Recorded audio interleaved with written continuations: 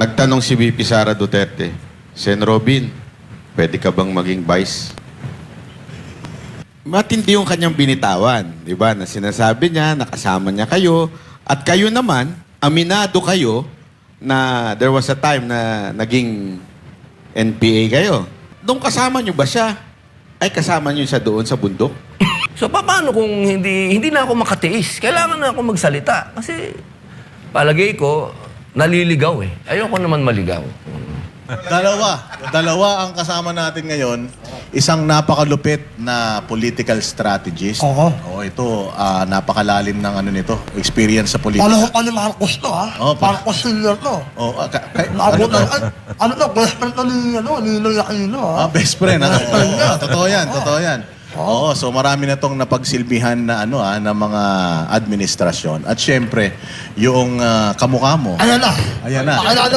Pakilala mo yan. Kasama natin. Sino yan? Ang Paano mo talaga pakilala naman.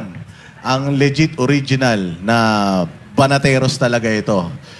Kasama natin ngayon si Senator Robin Hood Padilla, Vice President. Ay, sorry. At syempre ang ating idol na si Lito Banayo, mainit na political analyst ito. Magandang gabi sa inyong lahat. Dalawa ang kasama natin. Matindi ito. Palagay ko 3 araw to, dire-diretso. Itong Hanggang zona na to. Hanggang zona na to. Wala talaga. Wala nang tulugan Nakala to. yung kama nun, no? Oo. Ano yung kama ko, no? Banat Bay, baka meron kang gusto. Siyempre, pakilala muna natin, Sir Lito. Mag-hi muna sila. Oo, Ayan. mag-hi Sir. muna kayo sa inyo. sa ating mga at ang inyong Mga konting banateros. background lang po. Konting background. Ano lang, ito, semi-retired na na dumaan sa maraming presidential campaigns. Yun lang. Kingmaker, Humble, ha? Kingmaker. Humble. Narinig ko yan yung Kingmaker na yan Oo, narinig ko yan dito sa ating katabi, sa aking katabi. Si Senator Robin Hood Padilla. Ano, Vice? Ay! Assalamualaikum po. Kalma. Assalamualaikum. Peace be with you. Ako po ay nananatiling masugid na supporter ni Pangulong Rodrigo Roa Duterte at siyempre po, tagahanga ni Pastor Apollo Kibuloy. Mainit siya. Baka may magalit siya sa sinabi nyo. Sasabihin na, hindi nyo malang siya pinagtatanggol. Pero, Simulan na natin doon. Sige. Konting na lang. Total, kasi hindi natin nakitaan ng reaction si Senator Robin. Alam naman natin, magino itong ating Pagino idol yan. dito. Pero hindi bastos yan, ha? Hindi, basto. Bastos Magino yan. lang. Hindi, bastos din. Sasabihin ko ka na yung punchline, eh. Oh, sorry. Pero ito, ano po mga reaction nyo patungkol doon sa post ng inyong kasamahan sa industriya? Na si Angel Locsin. Angel Locsin, kaibigan ko yan. Ang katotohanan sa aming dalawang mag-asawa noong, hindi si Angel yung asawa ko, si Mariel, nung nabalitaan namin yon, isa lang yung sinabi naming dalawa. Baka may pinagdadaanan si Angel, kami naman wala. So, siguro, intindihin na lang namin. Wag na kaming sumagot, wag na kaming magsalita. Kung gusto niya kaming makausap, bukas naman yung linya. Pero, Sen, matindi yung kanyang binitawan. Di ba? Na sinasabi niya, nakasama niya kayo, at kayo naman, aminado kayo na there was a time na naging NPA kayo. Komunista. Oo, Yan yung eksaktong sinabi nagbundok kayo. So, doon kasama niyo ba siya? Ay, kasama niyo siya doon sa bundok? Mabigat yan. Hindi. Ano yan, ang istorya kasi niyan, noong 1995, winanted ako ng gobyerno, kung naalala po ninyo. Biglang lumabas yung warrant of arrest. Siyempre, bata po ako noon, hindi ko maintindihan kung bakit ako may warrant of arrest. Tumakbo ako ng Bicol, ng Camarines Norte.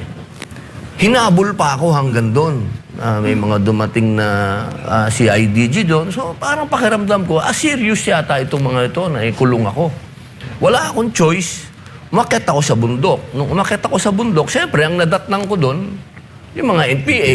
Yung mga NPA naman, na inasikaso naman ako. Pati yung masa. Kasi dati, nung sila'y malakas pa, masa ang aabutan mo sa bundok. Nung dumating ako, sabi nila, doktrinahan ka namin. O di, dinoktrinahan naman nila ako. 1 buwan, Pero nung nakita ko na sabi ko sa sarili ko, bakit parang hinihingan pa natin yung mahihirap? Kasi yung mga napansin ko doon sa mga ani ba, may hinihiwalay eh. Hinihiwalay yung para doon sa NBA. Sabi ko parang hindi ata tama yun. Alam mo kasi ako, observer ako eh. Pagka ganun, teka muna. Yung pinaglalaban natin, hihingan pa natin ng revolutionary tax sa pamamagitan niyan, uwi na lang ako. Yun ang nasa isip ko. Bumaba na ako. Pero dala ko yung Yung idea. yung idea. Kasi bata pa lang ako, lumaki na ako na sosyalista. Ang tatay ko, labor leader eh. Ang tatay ko, si Roy Padilla Sr., siya yung presidente ng National Mines and Allied Workers Union. Mga minahan yun, mga workers. Socialist na kami. Lumaki na kami bilang sosyalista sa bahay pa lang namin. So, hindi mahirap sa akin tanggapin yung communism. Actually, para sa akin kung magaganap talaga yan at magiging makatotohanan yan, na pantay-pantay tayo at walang mayaman, walang mahirap, maganda yan. Pero impossible yan. Tanggap ko na yun. Tsaka yung sinasabi pa nila na yung kaalaman ko daw dyan, maliit. Hindi po. Sa Cuba pa ako nag-aral. Nagpunta pa ako dun. Hindi po yan mismo. Nilalabas pa nila yung mga picture namin ni Joma. Nagpunta din ako sa Utrecht noong mga panahon na yan. Pinag-aralan ko talaga, pero hindi yung armado. Never kong tinanggap na kailangan tayong mag-armas kasi tapos na si Bonifacio eh. Nakuha na natin yung freedom. Ang pakikibaka natin ngayon, kahirapan, hindi kapwa Pilipino. Kailangan natin makibdigma sa kahirapan, hindi sa kapwa Pilipino. Kasi kalokohan yung may gobyerno na tayo, ibabagsak natin yung gobyerno para magtayo tayo lang panibagong gobyerno. Kumbaga, nasa third floor na tayo. Gusto nyo, bumaba pa tayo uli ng first floor. Kalokohan yun. Pero hindi ko iniiwan yung ideology. Hindi po. Kahit na magalit kayong lahat, kahit mga kaibigan ko magalit kayo, pasensya na kayo. Kasi ang mga unang Kristiyano, nasa Biblia yan, pag binasa nyo sa Acts.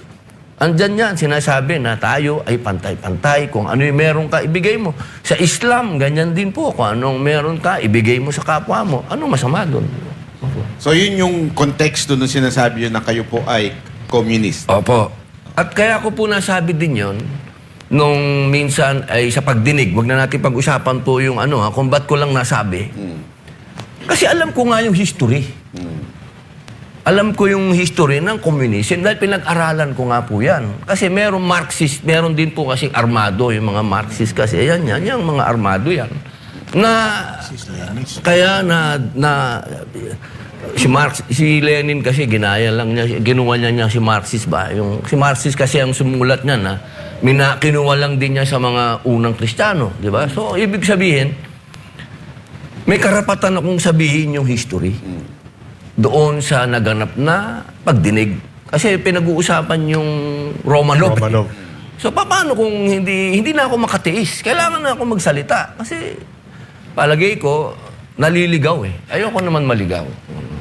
At nung nangyari yan, yung kwentuhan ninyo ni Angel Locsin, bakit napagkwentuhan nyo yan? Yung experience mo na yan? Kasi naging very close kami ni Angel sa usapin ng martial artist kasi yan. Nag-aaral siya ng martial arts. So, siyempre, nagkukwentuhan kami.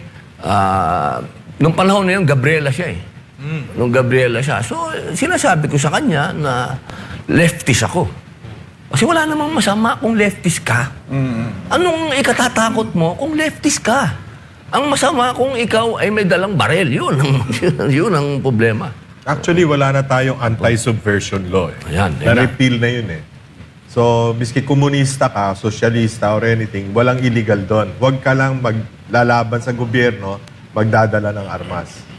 Yung tatay ni Senator Robin, natatandaan ko, isa sa mga membro ng Batasang Pambansa noong araw na kami ni Doy Laurel ang siyang kumuha sa tatay niyang maging kandidato laban kay Marcos, laban sa diktadurya. And napakatapang. tatay niyan. Tatandaan ko. Salamat po. Kaya lang, speaking of the left, ngayon kasi, alam naman natin na maraming raid na nagaganap ang military at yung mga nakikitang mga gamit doon ay galing sa left. So sa tingin niyo po ba, medyo umiwas na o nawala na dun sa tunay na layunin ng komunismo itong mga makakaliwa ngayon at humawak na sila ng armas? Ano kasi yun yung Marxist kasi, yung mga Leninist, meron silang armadong, may aspect ng armadong pakikibaka. Ang pakiusap lang natin doon sa mga leftist ngayon, ako bilang mambabatas na pareho nila, iwasan natin na yung ganong armadong kasi huwag kayong magtago. Kasi kung kayo ay totoong leftist na katulad ko, sabi nga ng ating patron, hindi na bawal yan. Bakit kailangan kong magtago? Ang bawal yung sumusuporta kayo diyan sa armado. Kasi nga maawa na kayo, 50 years na yan. Wala naman nangyayari. Saka alam nyo, dito po sa Southeast Asia, tayo na lang po ang may rebellion. Parang naman yan, masyado na tayong paatras. At iimbestigahan daw po kayo, ha? May balitang ganun na parang planong imbestigahan or paimbestigahan ni Gibo Teodoro si Senator Robin dahil dun sa kanyang communist remark. Sumulat na po ako. Nangyari na po yun. Opo, sinulatan na po ako ng AFP. Sumulat na rin po ako pabalik sa kanila.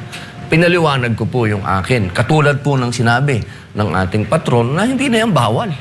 Panahon ni FBR, yan ang unang-una niyang ginawa. Bar top notcher pa man din si Gibo. I mean, he should know that. No? Wala na-repeal na yung anti-subversion law. Bakit kaya sila Franz Castro ayaw niyang... ayaw niya pahuli, no? Marami kasing nagtatago pa In denial, ika nga, Senator. Yun nga po ang pakiusap ko sa kanila. Huwag nilang ikahiya kung ano man yung ideology nila. Ang ikahiya nila, yung hindi man ako nagsasabi na pronta silang ganun, na sumusuporta sa armado, pero kung sila ay totoong leftist, huwag kang mahiya. Isa yan, Proud ka dapat. Isa yan sa mga issue. May pangalawa pa.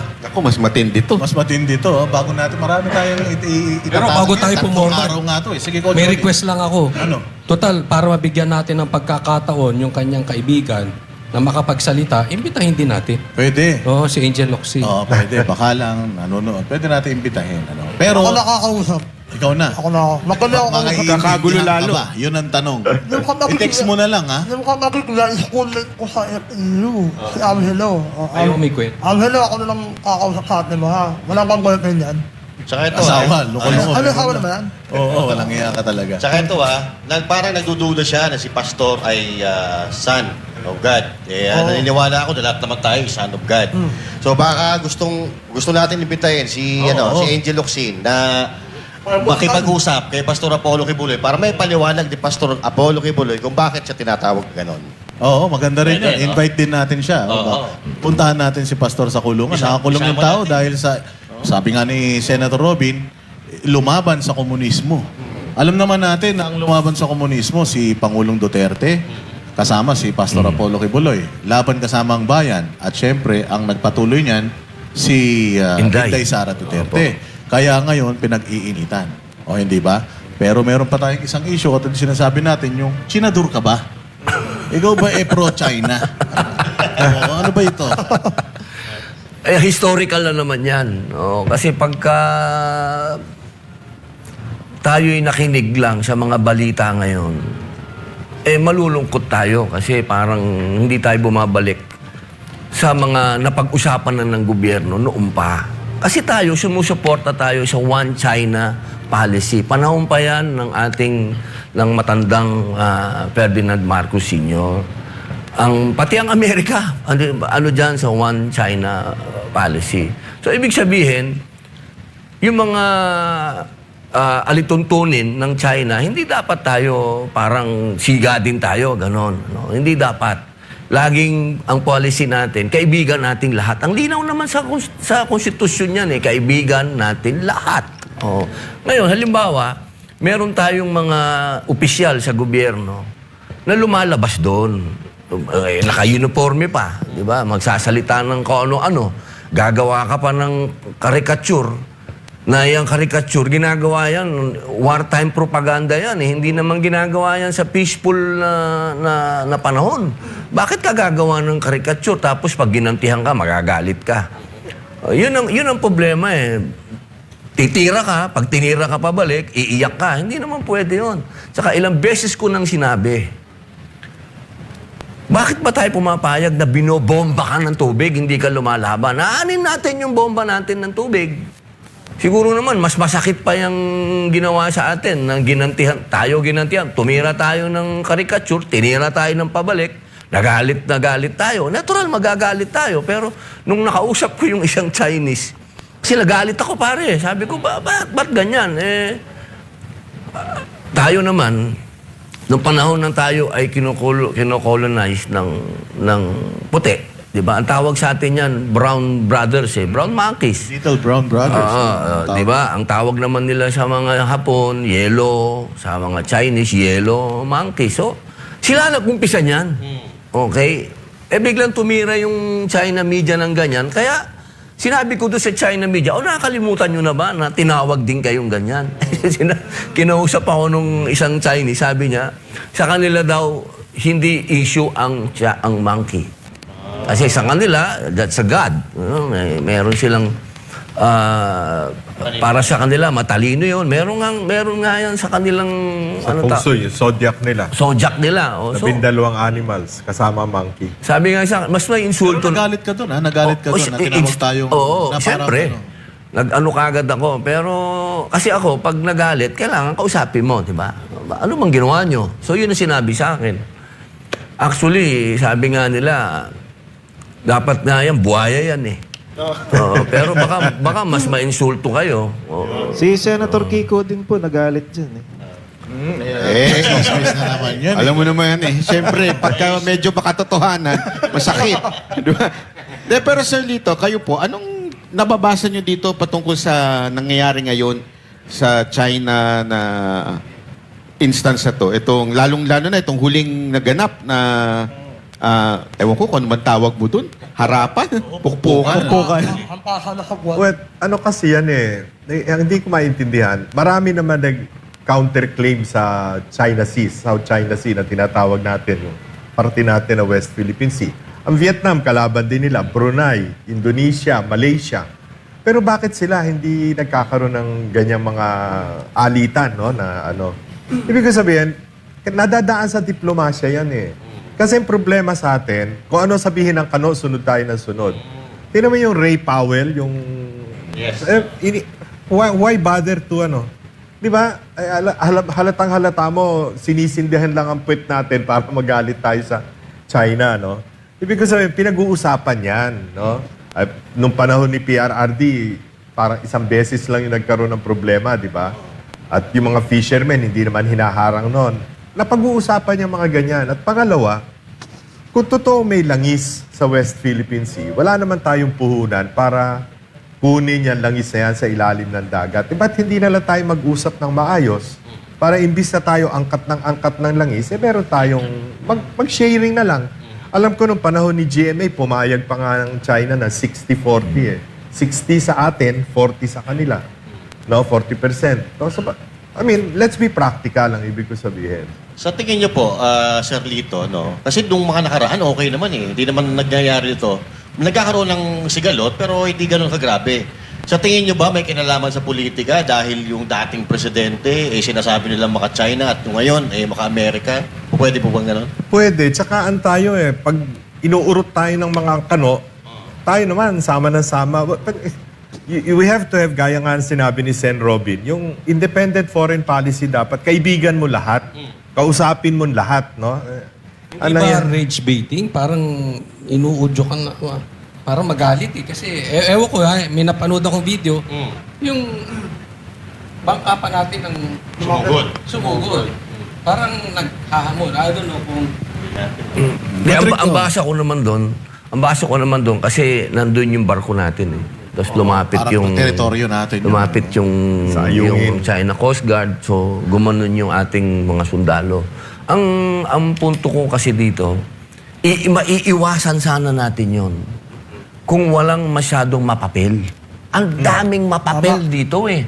Isipin mo, pagkatapos noon, nag-usap si Presidente Marcos at yung Chinese ambassador, kinabukasan, nagpa-presko na naman yung saksakan ng papel na tao.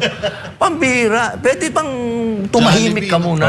Oo. Hindi kaya, Senator, nakipag-usap yung presidente natin. Tapos yung tao mo biglang gagawa na ganun. Hindi kaya good cop, bad cop lang to? O... Sana wag ganun. Kasi hindi maganda tayo lumalabas na Di kaya may kausap. plano yan, Senator, na tumakbo, kaya mapapel? Sigurado. At ito pa, Sigurado. bakit tinahayaan ng Pangulo na magiging... Iyon ang na ganyan dapat yan? i-check. Kasi noong mga panahon na buhay pa yung unit team, lagi akong tumatawag kay SAP. Tinawagan ko si SAP dati nung sinabi ko, ano ba tong tao na ito? Humihirit na naman ng taliwas sa sinasabi ni Pangulo. Katulad noon, sabi ni Pangulo, magbubukas tayo uli ng panibagong pag-uusap. Kinabukasan, binabanatan na naman niya yung China. Ano ba yun? Di ba? Para sa akin, makinig tayo sa mga patron natin na matagal na dito sa bansa. Ekonomiya. Bakit ba ang China walang singalot doon sa ibang sa mga nagkiklaim doon? Kasi ekonomiya na yung pinag-uusapan nila. Nag-uusap sila ng paano tayo makikinabang sa isa't isa. Isipin nyo, pinakamayaman na bansa ang China. Yung tayong kapitbahay, iwan. Di ba, in normal circumstances, pare, pag mayaman yung kapitbahay mo, doon ka makikipagnegosyo pare. Para naman mabatuhan mo man lang ako dyan ng negosyo. Tayo, ayaw natin nun. Kaya lang, Sir Lito, sa palagay ninyo, meron ba pang solusyon ito? At kayo, Sen, may solusyon pa ba itong gulo with China at in the Philippines? Alisin mo yung mapapel. Marami na mapapil, marami pa Hindi, pala. saka, 2020. kaya lalong na galit sa atin ng China nung pinayagan yung mga EDCA bases na nakatapat sa Taiwan. Yung sa Lalo, sa Santa Ana, Cagayan, yung airport, tapos yung San Ramon ba yun, sa Isabela. Nakatapat sa kanila yun Ibig sabihin, talagang pinuesto ng kano doon, panlaban sa kung sakaling ang Vietnam, ang Taiwan pakialaman ng China. Parte naman ng China yun Yun May yung one ano- China policy. Yun dapat hindi dahil lumabas dun Pero Sir Lito, may karapatan ba ang Pangulo na anuhan si mapapel? Parang, uy, tama na yan, stop na yan. May kapangyarihan ba? So, siyempre. Lalong-lalo na, sir, di ba? Under siya ng DOTR. Executive yan. So, ibig sabihin, sa hindi niya pagsunod, binabastos niya mismo ang Pangulo. Yun ang lagi kong Or sinasabi may noon. direct di ba? Kasi, Senator, sabi nyo, kausap ng presidente, kinabukasan, binanatan. Kinabukasan. Same thing, ano ba sabi ng presidente? Ayaw niya sa impeachment, pero yung anak niya bumoto. Ayaw niya sa EDCA. Ang Sagot ako dyan. Si ang patron na makakasagot dyan. Kaya tuloy walang tiwala sa atin ang foreign investors Gusto natin humikayat ng foreign investors. Nakikita nila na parang walang out of control, hindi in control ang presidente natin. So paano ka makikipagnegosyo sa isang bansa na pabago-bago ang polisiya? So yan ang nangyayari. Vietnam, napakalaki na ng foreign investments na lahat ng bansa, pati US, nakalaban nila dati. Tayo, katiting, nakukuha natin foreign investments. Bumagsak pa po. Bagsak. Opo. Sign of weakness talaga yan. So, totoo nga siguro yung sabi-sabi na weak leader. Kasi uunahin mo yung mga nasasakupan mo, lalong-lalo na yung mga tao mo. Pero kung katulad nito, pero di ba may pattern? Actually, Paano ba yun? tinanong ko yan kay Senator Amy nung in-interview niya ako sa podcast niya. Ang sagot niya talaga, dahil nga daw may sakit na yung kanyang ading, hindi na nakokontrol yung mga tao. Gusto kong tanongin si Sir Lito dito. Sa tingin ba ninyo, out of control si Presidente doon sa nangyayari? Or he is totally in control kaya nangyayari yung mga pangyayari? Well, may mga issue na hindi ako maniniwala na hindi niya alam. Halimbawa, yung paglipat-lipat ng pera sa budget, yung tinondo sa flood control projects na nabinbin tuloy yung mga foreign assisted projects like yung ating subway, yung tren, lahat yun. Dapat yung tren papuntang Bicol, konektado. Yung mga ganyan, nabinbin lahat yan.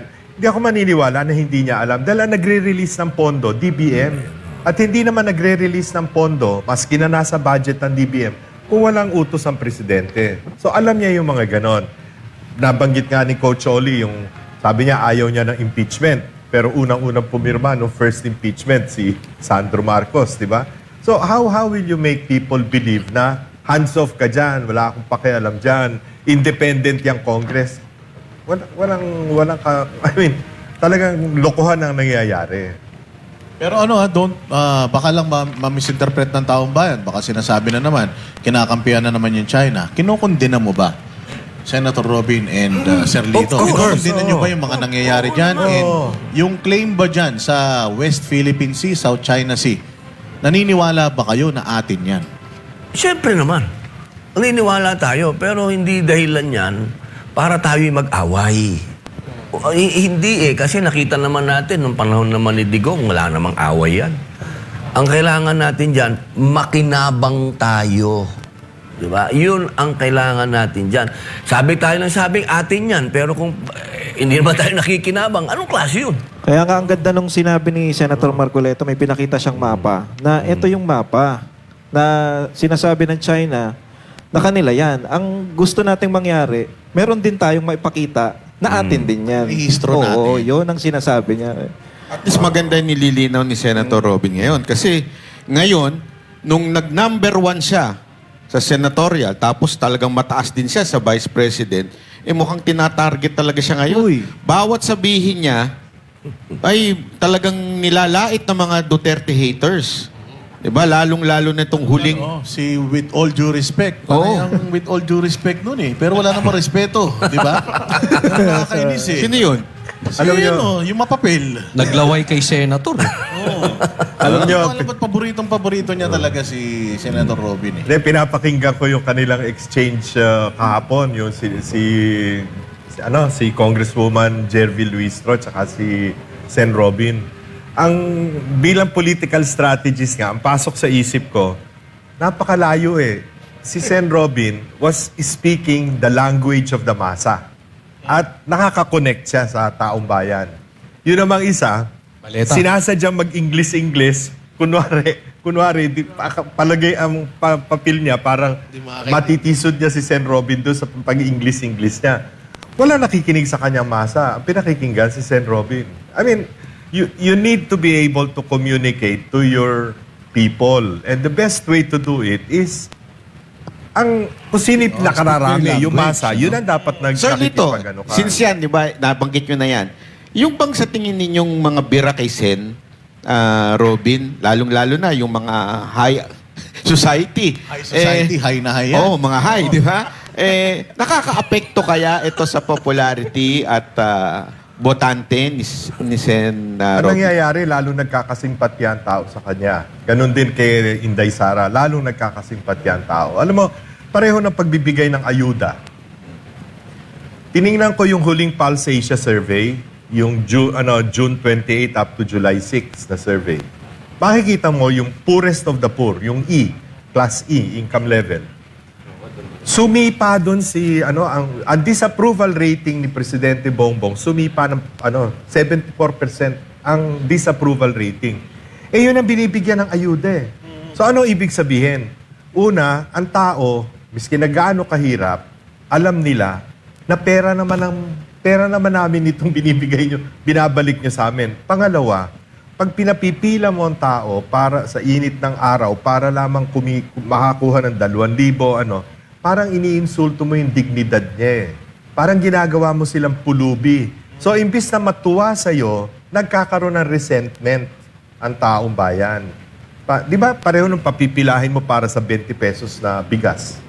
Di ba? Madaling araw pa, pipila na yung senior citizen. Inaapi mo tao nun eh. May namamatay Diba? pa. Oh, may namatay pa. Kasi isa sa mga huling, actually pinaka-latest ito na akusasyon kay Senator Robin, yung ang prosecution daw ay dapat hindi one-sided. Yun ang sinabi ni Sen. Pero pinuna ito ng halos lahat ng mga bunging lawyer. May isa ka pang paborito eh. Hmm. Yung pwedeng maging endorser ng toothpaste. Oo. Oh, yung political analyst na walang trabaho. Oo, ngayon political analyst na, hindi katulad ni Sir Lito, no? Oo, yun, tama. Paborito kayo ng Sir. Yung tumatakas sa kaso. Tumatakas sa kaso yun eh. Ang masasabi ko lang sa ating mga kababayan, kung panonoorin niyo po nung buo yung palitan ng salita, at ito naman, mahirap pong mag-umpisa doon kasi sa hearing dahil bawal po yan. Doon na lang po sa sinabi nila sa press con nila. Ang sabi nila sa press con nila, ang sinasabi ko daw, na one way, masyado naman kayong one-sided eh. Ang sinasabi ko po doon, kasi, bakit ang prosecution, binabanatan nyo ang mga senator judge? Hindi nyo dapat ginagawa yan. Kasi judge yan eh. Saan ka naman nakakita ng prosecutor, babanatan mo yung judge? Binabanatan nila yung mga nakakulong na senator judge. Si Jinggoy Estrada, Senator Jinggoy, tsaka si Senator Marcoleta. Banat sila, si Ridon. Binabanatan na hindi dapat yan mag-participate. Binabanatan ni Dilima, hindi yan dapat mag-participate. Anong pakialam nila? Rules namin yun. Hindi dapat sila nakikialam doon. Yun yung sinasabi ko. Pinapayagan nyo yung mga may kaso na mag-witness dito.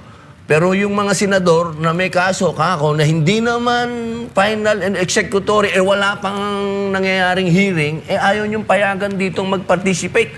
Anong karapatan nila sabihin sa amin yon? Medyo itong mga ito, para itong mga langaw na nakasakay sa kalabaw. Dapat pagsabihan yan ng aming impeachment court na pagbawalan yan sa... Wala silang karapatan eh, hindi ko nakikita. Meron na ba kayo nakitang piskal na binabanatan yung judge? Abi, pambihira. Dapat po ata makontempt yung mga ganyan. Yan po ang dapat mangyari. Kasi alam nyo, ang aking pakiusap. Pag ako po nagsalita doon, meron...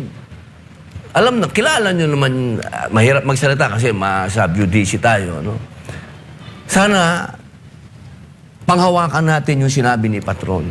Gusto ko maintindihan ng taong bayan kung ano tong impeachment. Huwag nating daanin ito sa masyadong legal at masyadong Inglesan na mga salita.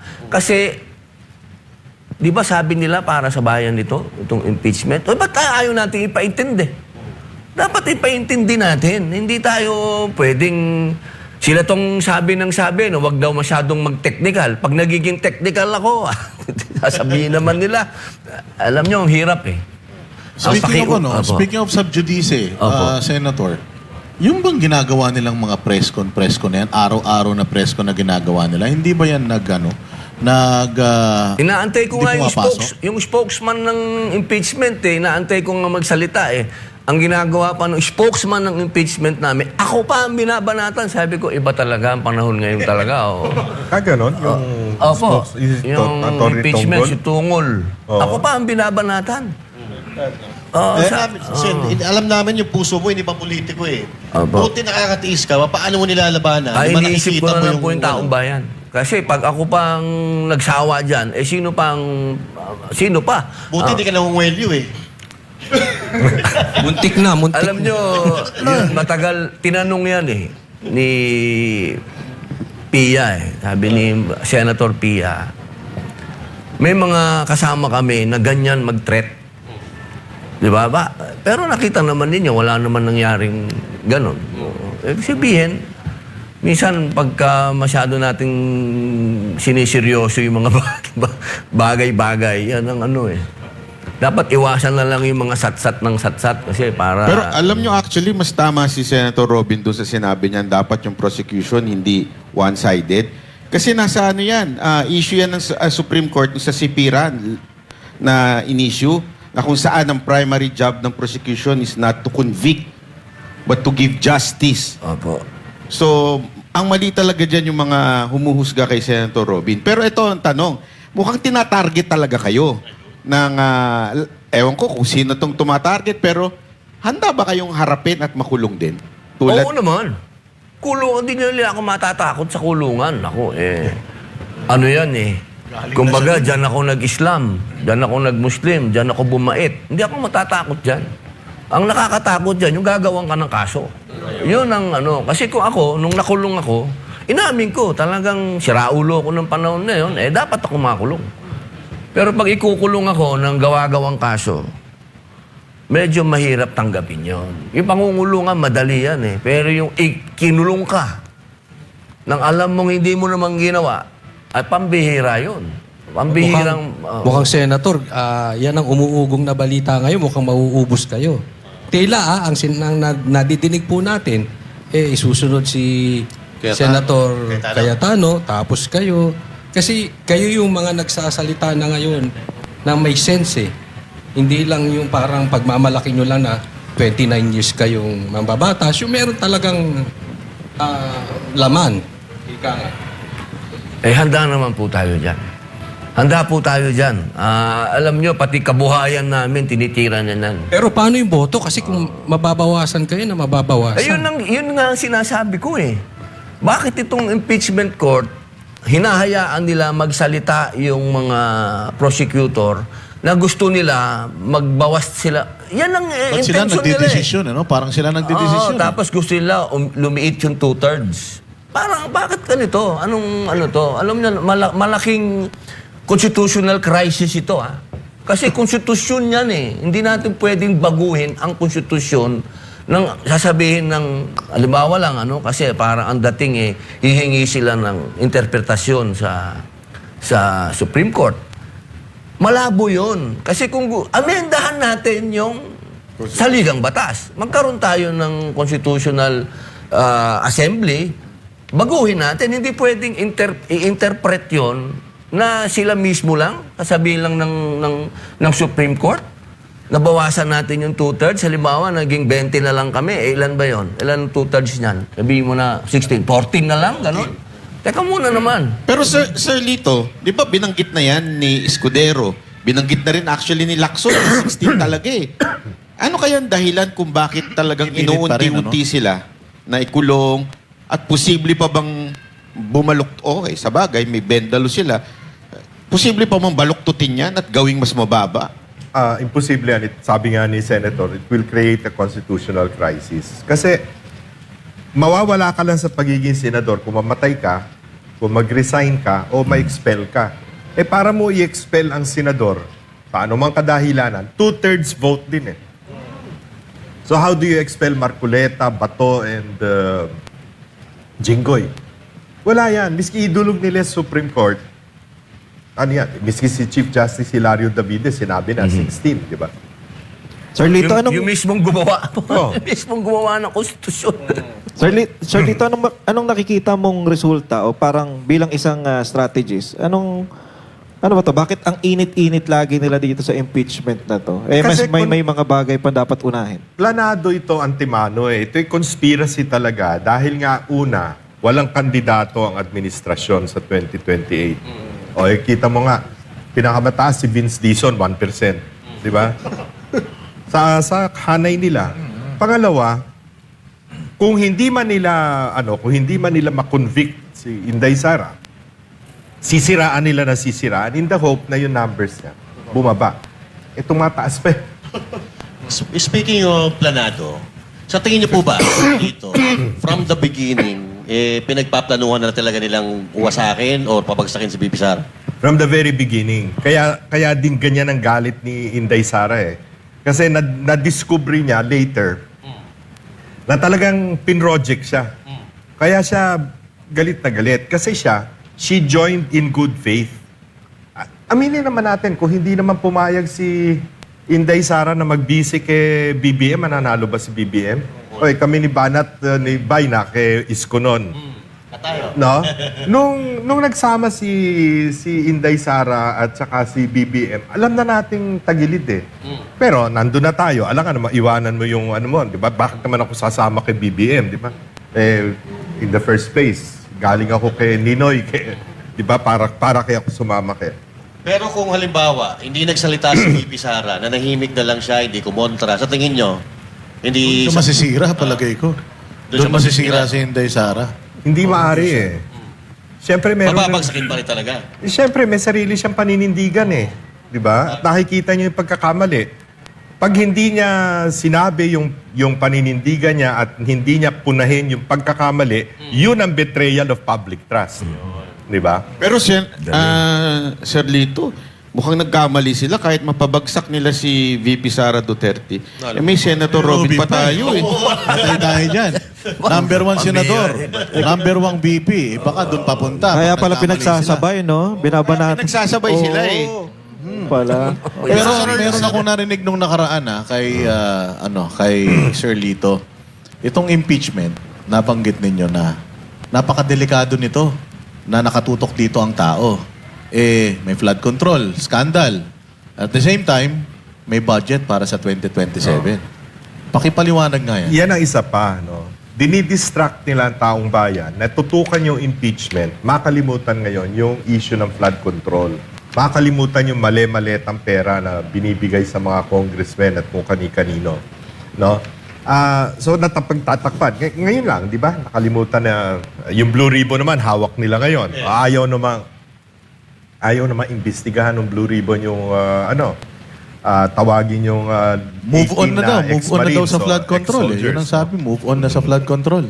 Tapos, ang mas nakakatakot dito, next year, ang budget, ang panukalang budget, 7.2 trillion. That is 600 billion more than last year's or this year's budget. Pag nakatuon ng pansin ng tao sa impeachment, baka mag-fast break na naman sila na kung ano kagaguhang unprogrammed allocations na naman. Imbis na flood control ngayon, farm-to-market roads naman. Kaya kailangan bantayan.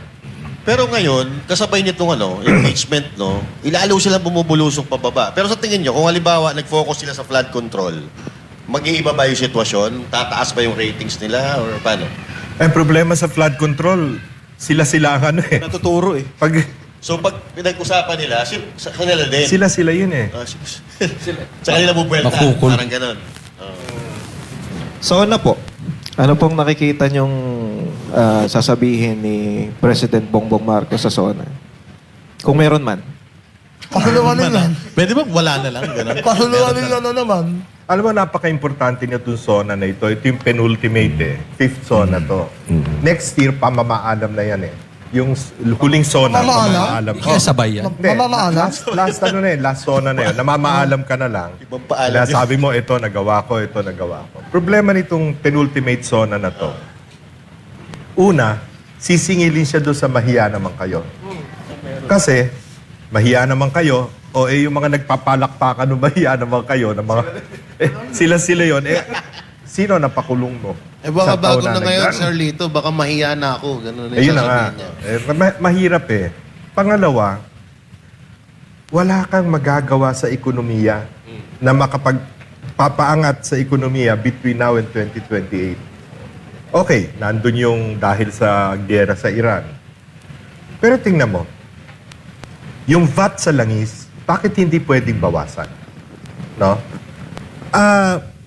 Kung nung araw 60 pesos ang litro ng diesel halimbawa, 12% yan VAT, no? 7 pesos 20 centavos ang VAT. Ngayon, kung halimbawa 80 pesos, magiging 80 times 90 na ngayon. Sir. 90 na ba?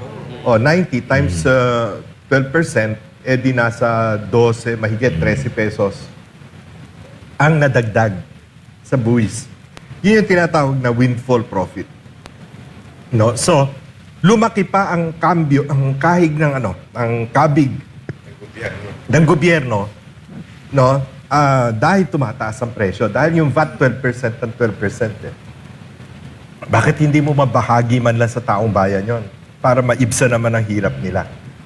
Sa Vietnam, ginawa yon. Sa Thailand, ginawa yon. Sa Taiwan, ginawa yon. Tsaka may batas na po doon. Hindi ko alam. May excise Bakit tax, hindi di ba? nila- Pinilit kayo ipasa yung excise tax. Hindi nila Hindi naman ginawa.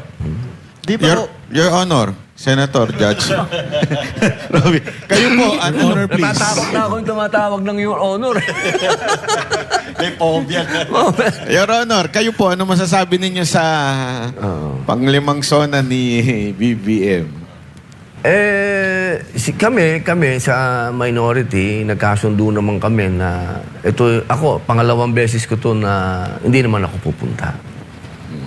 So, siguro, maganda dyan yung majority ang matanong ninyo kung anong ine-expect nila. Kasi kami, Bakit? Bakit hindi Wala. ka pupunta, Sen? wala naman akong ma-expect eh. Pwede ba makikain? Gusto ko diretso.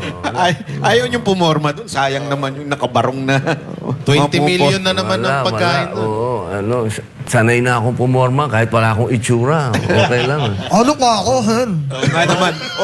Forma, pero wala yung tura. Agree ako dun. Sir, ay? Gusto ha? Like, gusto?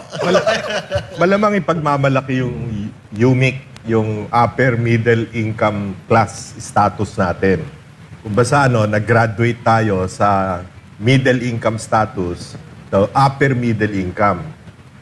Pero nakalulungkot doon, una, it took Vietnam 16 years to get to UMIC, yung upper middle income. Tayo, it took us 50 years bago mag-UMIC, maka-upper middle income. Ang Vietnam, ang per capita net income ngayon, lumalabas na $4,950. Almost $5,000. Tayo, $4,820. Mas mababa tayo. And yet, tandaan natin, 50 taon na nakikipag-away ang Vietnam, giyera against France and America. Tinalo nilang pareho yan. Sirang-sira ang Vietnam. Pero ngayon, nilamangan na tayo ng Vietnam. Ano pagmamalaki mo doon? No? Pangalawa, dapat naka-UMIC na tayo, nakaangat na kung hindi nagka-COVID. Nung panahon ni Pangulong Duterte. Isa pang problema dyan, hindi yun ang batayan ng umaasensong ekonomiya.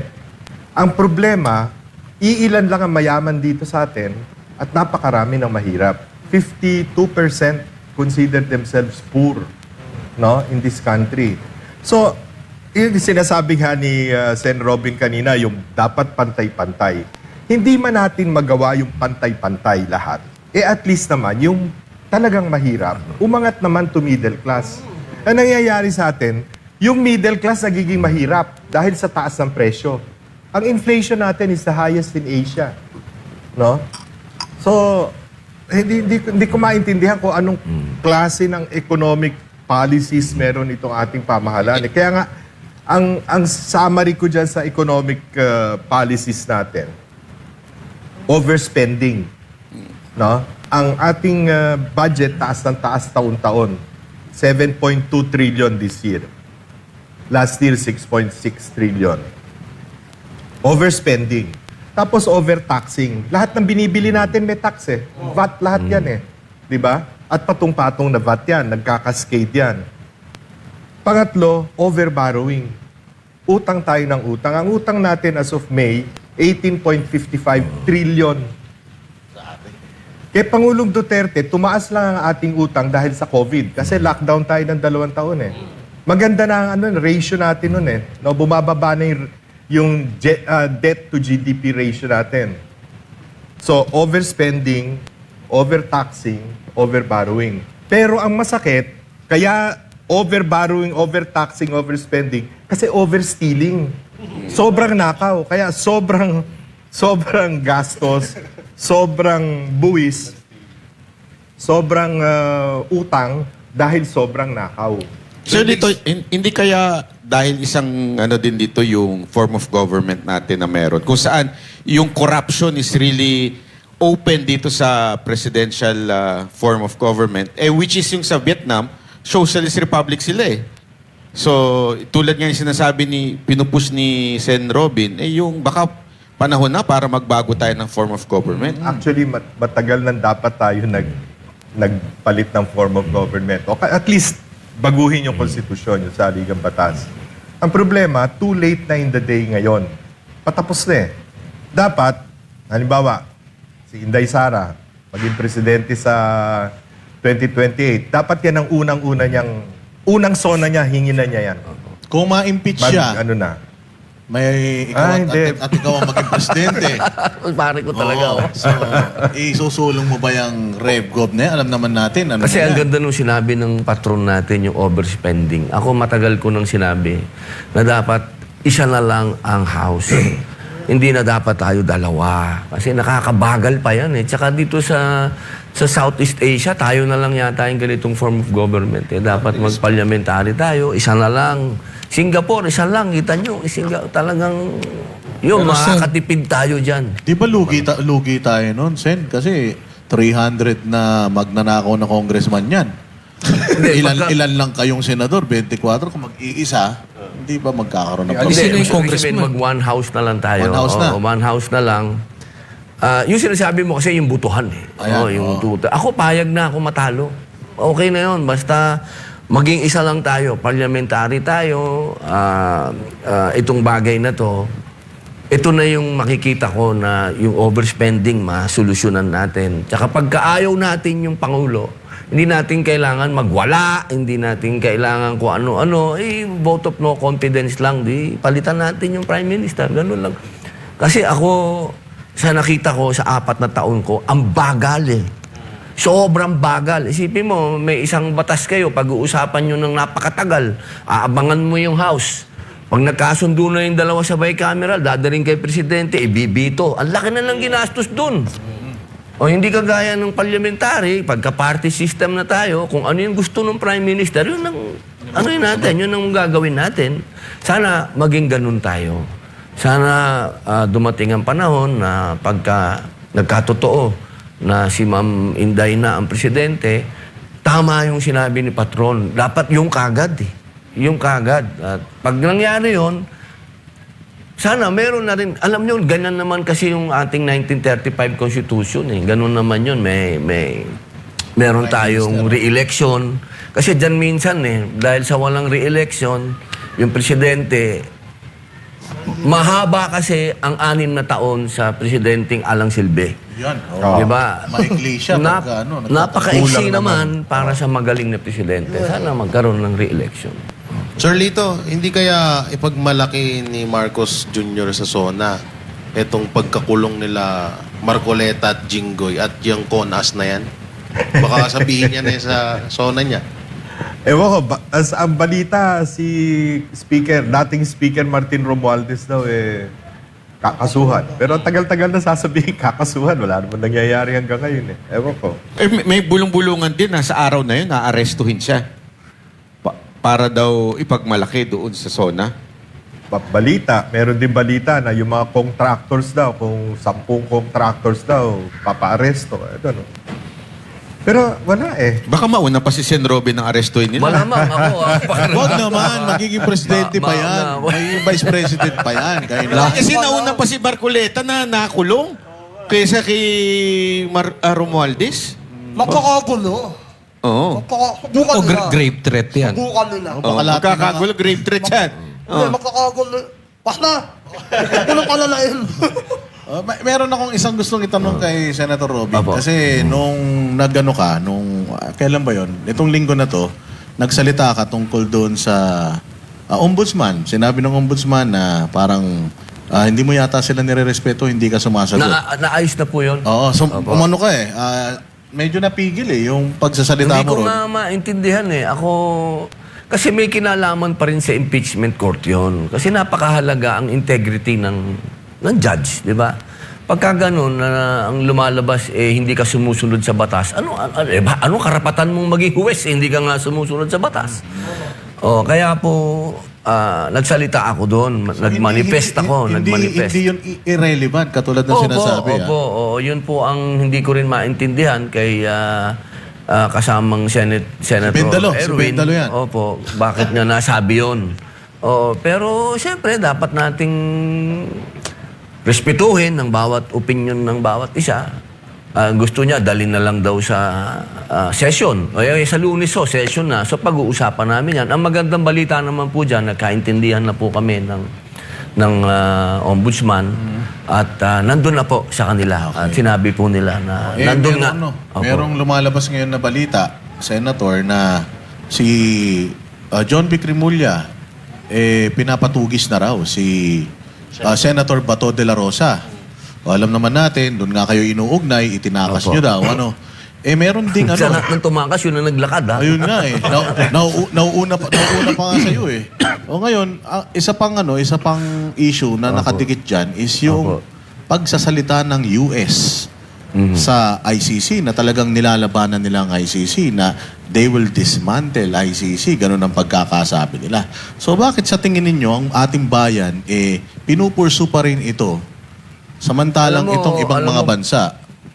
Pare ko, dapat hudyat na yan sa gobyerno natin. Kasi ang sinabi ng Amerika, yung allies, aming mga kakampi, dapat suportahan. Tayo, kung makasuporta tayo sa Amerika, sa usapin ng dyan sa China, South China grabe. Sea. Pero bakit pagdating sa ICC, parang ang bagal natin? Dapat yung pagka-announce ng Amerika, banat tayo kagad, di ba? Pero bakit kaya? Kasi siguro nga, may mga gusto pa silang maswak dyan, kasama na ako. Diba? Pero ang hiling ko, total naman, galing na mismo kay Trump. Si Trump pagsalita dyan, tapos si Rubio, ha? Ang sipin mo, dalawang mabigat na yun. Sana sumunod na ang Pilipinas dyan. Kasi malinaw naman yung sinabi doon na leftist, pare. Kung ano yung sinabi ko doon sa hearing. Yung sinabi ko, di ba, dinala nyo si Digong doon, alam naman yung puro leftist ang nandun. Yun. Yun mismo ang sinabi ng Amerika na ginagamit ang ICC dahil puro leftist nga doon. So bakit mo dinala si Digong doon? Pambihira, oo. Kaya sana po bilang tayo alay ng Amerika, sumunod na po tayo sa sinabi ng Amerikano. Sinasabi nila kasi dyan, matagal na tayong umatras. Oo, umatras nga tayo, pero bakit tayo nagsusupport? Kung anong sabihin natin, sinusunod natin. Yung sa amin, yung kaso ko, kaugnay nun Dahil obstruction of justice sa warrant of arrest ng ICC. Pambira, si Bato. Isipin nyo, si Bato nagtatago. Hindi natin alam kung nasan yung senador natin na inelect, number 3, number 4. Hindi natin alam kung nasan dahil sa ICC. Kaya nga nung nagsalita ako doon, sabi ko, hindi ako kailanman magpapasakop dyan. Never ako magpapasakop sa dayuhan. Sayang naman tong damit ko. Si Andres Bonifacio pa yun nandyan. So kung hindi ka nila mapapakulong dito sa kaso mo, sa ikinakaso nila sa'yo, baka naman mamaya yung ICC warrant naman na lumabas para magtago ka, para mabawasan hindi. kayo. Ako ang sinabi ko sa kanila, kasi iba yung kay Bato. Yung kay Bato kasi medyo mahaba sintensya nun. Yung sa akin, obstruction of justice. Kung yan, ang pagkakataon ko para makita ko si Papasok, Digong. no? Oo. Aba, yes, ako dyan. Sama na ako dyan. Sama Jack, ako dyan. sama ka? Oo, Oo! Hindi ka pwede. Nalakas ako. Papalit ka daw doon kay PRRD. Palit na kami. Paano na? Dalawa na kami magkakama ni Hello. Mahirap naman yung kapatid. Gusto ko mapunta doon kung nandun si PRRD. Pero kung wala na si PRRD, malabo naman yun. Ako gusto... pare, ilang taon na kong nandyan, 2 taon na kong babalik-balik doon. Makita ko lang si Digong. Hindi ako pinapapasok. Pero kung yun ang chance, pare, at mapakita ko sa taong bayan na eto ang injustices dito sa ating bayan, okay sa akin Kasama ka, may laya walang yun, problema, tol. Walang problema. Obstruction of justice, 1 taon lang yun. Ayos lang. Pwede yun. May piyansa pa nga yun sa atin, ha? O umamin ka na. Sabi mo, ikaw nagtago kay Senator kay Senator Bato. Paano makapunta ka ron? Gusto mo makita si tatay dito? Hindi pa, sir, dito, hindi pa ba pwedeng lumabas si Bato? Dahil nagsalita naman ng Amerika na kung sino man ang tanong yan. Hindi pa rin Huhulihin siya. O paghuli, saan dadalhin? ICC. Dapat kayo, kung susundin nila yung mismong ICC rules, dapat sa husgado muna natin. Oo. Yun nga yung binaliwala nila nung kay Presidente Digong. Sino po ang huli? Si Trillanes po ba? Siya yung Si sheriff? Siya yung yung parang sheriff. sheriff Hindi, pero sa tingin nyo, kahit sa statement ng Amerika, gagawin pa rin nilang padala si Bato sa ICC? Kaya nila. Baka diretso sa Gagawin Villamor pa rin yan. nila. Kung si Pangulong Duterte nga, binaliwala nila Hindi, kasi wala pang wala pang statement ang Amerika nun. na kung sino man ang matatanggalan ng visa, isa na Siguro yun. kailangan, pare ko, magbigay ng talagang formal na official na statement official statement ng presidente na talagang wala na tayong support sa ICC. Siguro kung mangyayari yun at sasabihin niya na dadaan na sa kung ano yung sinabi ng Kano. Di ba madalas Pero, naman ganun, Senator, kung ano yung ha? sinabi ng Kano, yun naman Susundin ang niya. nangyayari. Oo. Oo. Pagpaumanhin nyo, Senator, pero binanggit na yan ng Presidente. Actually, sinigundahan pa yan ni dating SOJ na ngayon ay ombudsman na hindi sila makikipagtulungan. Parang ang huhulihin pa nila eh. Pero walang official walang official na talagang order eh. Kailangan may official order. Kasi yung salita ng politiko dito sa Pilipinas, sa hangin lang napupunta eh. Oo, walang May komento na rin ng Malacanang yan, naman, si Auntie Claire. Mapatungkol Magkaiba sa daw Magkaiba ang pulisya. Amerika, Pulisya. Pilipinas. Mali siya doon kasi ang sinasabi ni Auntie Claire, ang sinasabi ng Kano, hindi yun polisiya. Ang sinasabi ng Kano, 1776, nila yun eh. Constitution. Liberty. Yun ang sinasabi ng Kano. Hindi So, sila ibig sabihin, magpapasakop hindi sa sila magpapasakop kahit na sinong korte o foreigner. So, di ba naka-angkla tayo doon sa 1776 na liberty? Di ba yan ang pinaglaban din nila Andres Bonifacio, yung kalayaan na yun. So anong sinasabi niyang hiwalay doon? Parehas yun. Na hindi tayo magpapasakop sa kahit na sinong foreigner. Partida, lawyer pa yan, ha? Kaso binusabos na ni BBM ang ating judicial system eh. At ngayong hawak na nila si Presidente Digong, ang tingin nila tropeyo si Digong eh.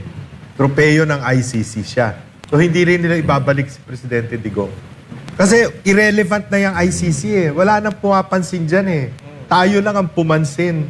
No? Bagamat, sabi nga ni Coach Oli, laging sinasabi noon ni PBBM at saka ni Boying Remulla na Justice Secretary no, na hindi namin papansinin ng anuman ang kikilalanin ng jurisdiction ng ICC. Pero, di ba?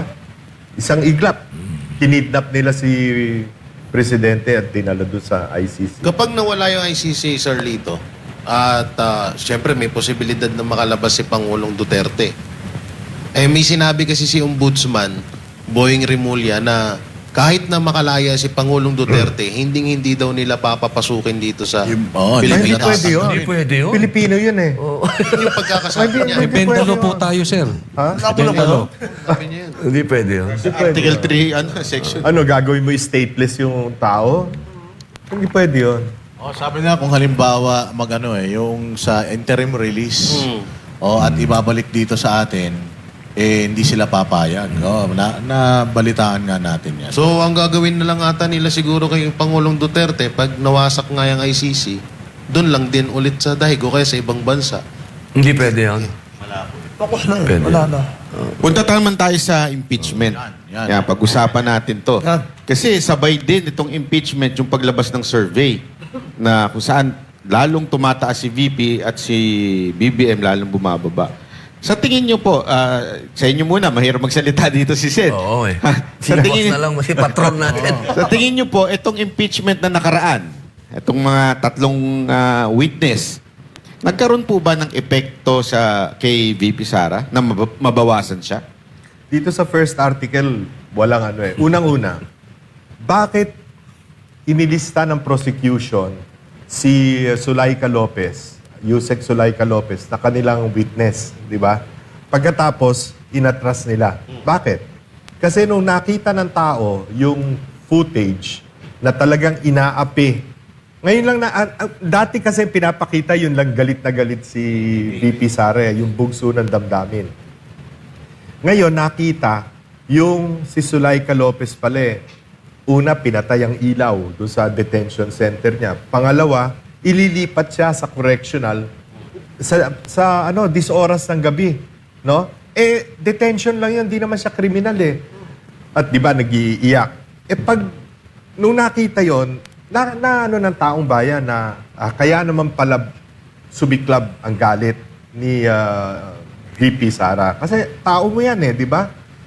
Matagal na niyang kasama.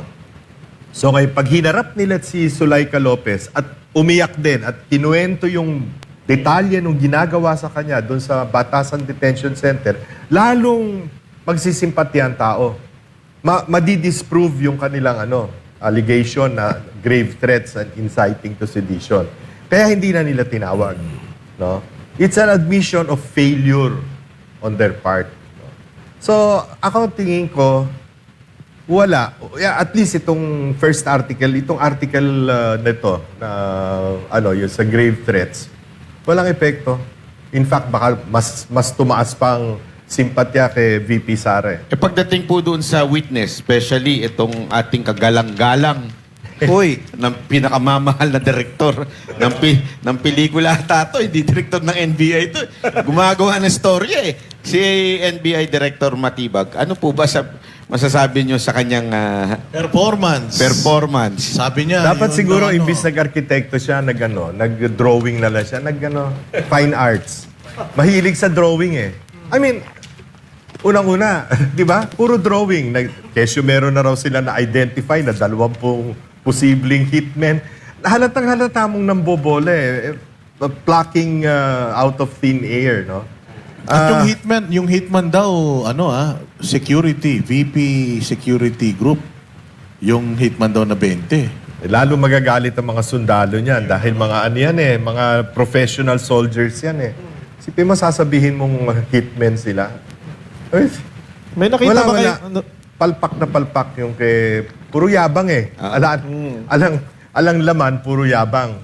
Sabi ko nga nung pinapakinggan ko alam mo, diferensya lang ni Director Matibag at saka si Ramil Madriaga. Siya may diploma, yung isa wala. Yung siya 29 years. Pero medyo mukhang napapangiti ating kagalang-galang na Sarap makinig sa patron eh. Senator Judge. Hindi siya pwede Senator, baka pwedeng sagutin ni Senator. Parang nasa hearing lang ako. Sino ba yung napagalitan nyo ron? Sino ba yung maingay? Yung maiingay doon. Yung prosecution kasi nandun sa harap. Yun sana pakiusap ko sa impeachment court na maagap din sila sa mga ganon. Kasi nadidistract eh. Kasi kung mapapanood nyo, naputol eh. Napa-English nga ako eh. I was interrupted, sabi ko. Alam ko yun eh. Oo, kasi baka hindi sila nakakaintindi ng Tagalog. Kailangan mong Englishin, di ba? Kasi sana magkaroon uli ng pagbalangkas ang impeachment court na pagbawalan yung ganun. Tsaka huwag sa kalagitnaan nang nagtatanong ka, puputulin ka. Kasi Senator, ang hirap nun eh. mukhang sinusugot yung ano mo eh. Yung pasyente. Hindi, pero dati meron na palabas, di ba?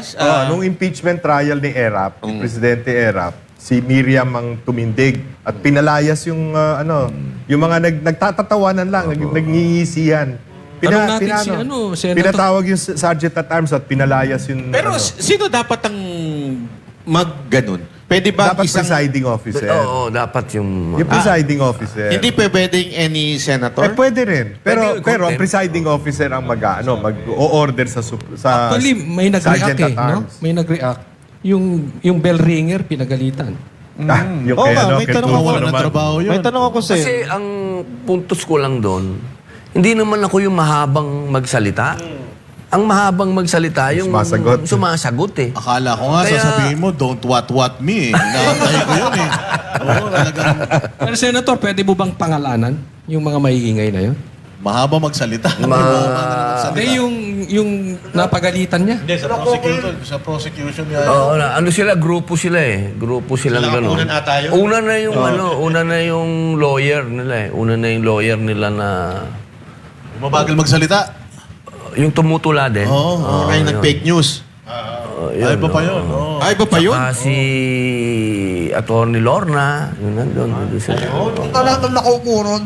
Yung mga kamit. Pero nang gano'n, Mga pangit ah. Sobra ka naman. yata ng dispensa, diba? Dispensa, no?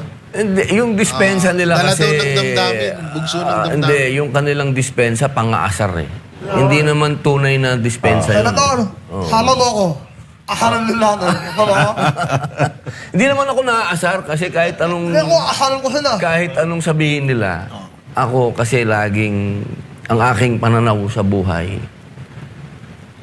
Pag habang pinapansin mo ko, ibig sabihin na apektuhan ka sa akin. So, hindi ako ang may problema. Ikaw ang may problema sa akin. Eh, di, todo na natin, Senator. Di ba sabi mo dati, hindi ka tatakbo sa Opo, politika. opo. Mag-declare ka na kaya para lalo silang magalit. Oo, baka atakihin sa puso. Open. ano? Open. Pero Senator, speaking of yung mga malalambot ang puso at mga parang pinanganak sa sabsaban.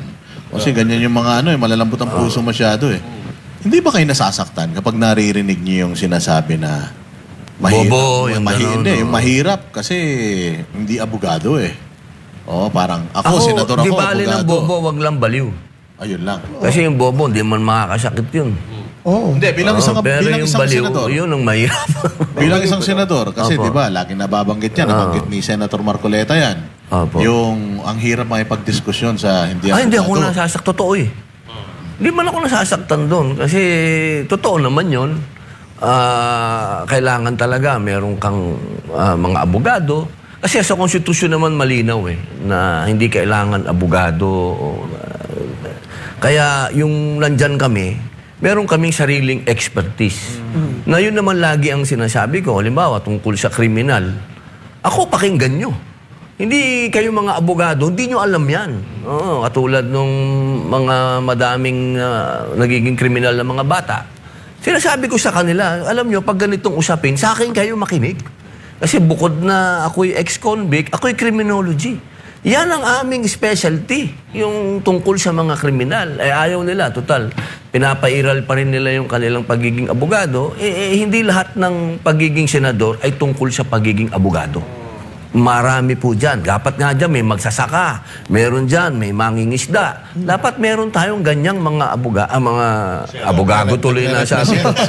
Meron tayo talaga mga senador na Sen. ganyan. Nagre-represent ng lahat. Kayo, dumalaw kayo doon sa napatay na rider, di ba? Opo. At ngayon, kitang-kita nyo naman yung pag-angat ng krimen sa Pilipinas.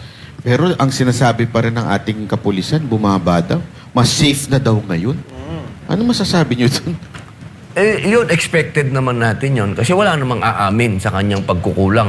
Lalo na pagka ganyan na masasabi natin na may utos ang pinakamataas. Ganun yun. Ano ba? Kamusta ba ang dyan? Magbibigay talaga yan. Pero ang totoo, ako po ay sa mga naging biktima, lahat po ako laging nandyan. Hindi lang po ako mahilig magpa-picture. Hindi lang ako mahilig magpa-media na pinakikita ko kung magkano yon o anong binigay ko. Number one ka na eh. Hindi mo na kailangan yun. Opo, tsaka ginagawa ko na yan. Hindi pa ako politiko. Pagka nandun ka po sa baba, takot na po ang mga tao na wala sa mga villages. Kasi yung mga magsasalita ng ganyan na safe pa tayo lahat, nasa village ka kasi may gwardya ka. Pero pag dyan ka nakatira sa mga eskinita, ramdam mo na ikaw ay delikado na pag 10 oras na ng gabi. Kaya sana, ang pakiusap ko sa ating mga mambabatas din, na buksan naman ninyo ang isip ninyo. Na hindi lahat ng Pilipino nakatira sa condominium, hindi nakatira sa village. Ang tangi nilang kaharian, kalsada. Kaya dapat ang kalsada panatilihin nating safe sana. Please, nakikiusap ako sa kanyo. Sana naman kayo nakakita mga kriminal ngayon, mga hold up na lang, papatayin pa. Oo. Ano ba, pambihira? Tama po ba yung katwiran ni Yusek Claire na wala naman daw nangyayaring gulo paglabas niya? Lumalabas siya. Pag lumalabas siya. Paano? May Nakakotse security. siya. May bodyguard siya. Hindi. Yun ang laging sinasabi ng tao eh. They felt safe and secure nung panahon ni Presidente Digong na hindi ngayon nila na. Hindi naman nagsisinungaling ang tao sa ganyan eh. Ako mismo takot na takot ako pag yung apo ko nagpupunta sa park eh. No? Miski na sa Makati yung park na pinupuntahan niya, takot pa rin ako eh. Dahil alam mo na, hindi mo matansya ngayon ang panahon eh. Tapos parang sinisi niya pa dito na hina-highlights lang daw ng mga balita yung mga nangyayari ngayon. Yun ang problema. Ito si Auntie Claire, ewan ko. Pero Sen, di ba, isa sa mga panukala nyo pa rin yung death penalty? Opo. Ang kailangan po kasi baguhin natin yung konstitusyon. Kasi kailangan mailagay yan sa konstitusyon. Tsaka umalis na tayo dun sa mga treaty natin. Ang dami natin pinirmahan na treaty kasi nakakakuha tayo ng kung ano man sa EU. Kasi paandar ng EU yan na wala tayong death penalty Kaya dapat, marami po tayo dapat balangkasin dito sa atin. Hindi po pwedeng wala tayong death penalty. Kailangan meron po tayo. Hindi po pwede na ako, hindi ko naman gustong may mamatay. Kasi ako po ay makajus din naman po tayo lahat. Ang buhay ng tao, precious yan. Pero dapat, bumalik pa rin tayo sa eye for an eye, tooth for a tooth. Kung ano yung ginawa mo, yan ang kailangan bumalik sa'yo. Hindi po pwede na pumatay ka ng tao, ikaw pa dito lang sa Pilipinas na ikaw pa ang pupuntahan, ikaw pa ang kakausapin ng mga social worker. Minsan hindi na ako makapaniwala Ano ba ito? Imbis yung biktima ang asikasuhin natin, ang bibigyan natin, ang atensyon natin na doon sa kriminal, ay pambihira. Eto Talagang pong- baliw na talaga. Yung sa juvenile law ni Pangilinan, ano pong edad para sa inyong dapat may pananagutan na? Ang gusto ko talaga 10. Kasi yan ang para sa akin alam mo na yung mali at tama. Kasi nung 10 naliligaw na tayo, Brad. Yun. Alam naman natin lahat yan. 'Di ba?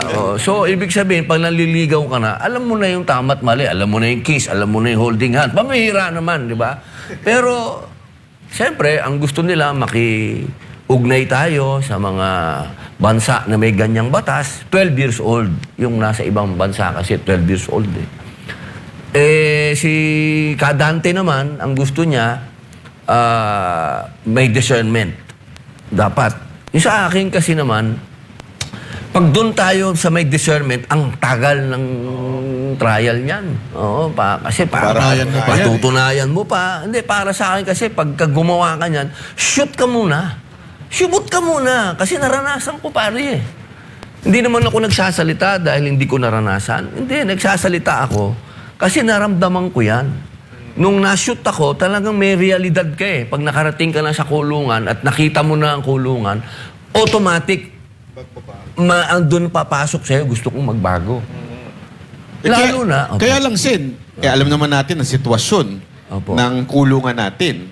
Bilang ex-convict, sa tingin niyo po ba, mare-reform itong mga makukulong o lalo lang magiging tarantado? Nung pumasok kasi ako sa Bilibid, ang inabutan ko talaga doon, magulo. Pero nung nandun po tayo, nagtayo tayo ng therapeutic center sa loob para sa mga drug addict, sa mga drug offenders. Marami din po tayong ginawa doon Sa loob, hindi naman po tayo nagpalaki lang ng anuman doon. Opo. So, ibig ko pong sabihin, kapag ka-juvenile ang pinag-usapan natin, dapat may juvenile detention center tayo. Huwag nating dalin doon. Huwag silang isama doon sa mga hardcore. Pero dapat nakikita nila. Kumbaga, ito yung juvenile detention center, ito yung New Bilibid. Nakikita mo ang pupuntahan mo kapag hindi ka pa nagbago. Kasi eye-opener din ng Muntinlupa Pag nakita mo din ng Muntinlupa na nung panahon kasi ni Digong, ang maganda nung panahon ni Digong, kasi nung panahon ko talagang kalabang ko dyan, yung mga drug pusher Yan, mga drug lord. Yan ang mga nakalaban po natin dyan sa loob. Nung panahon naman ni Digong, nalinis niyan Nalinis yan Gumanda ang takbo ng Bilibid Sana, magkaroon tayo ng ganong klase uli na pamunuan na ang kriminal takot.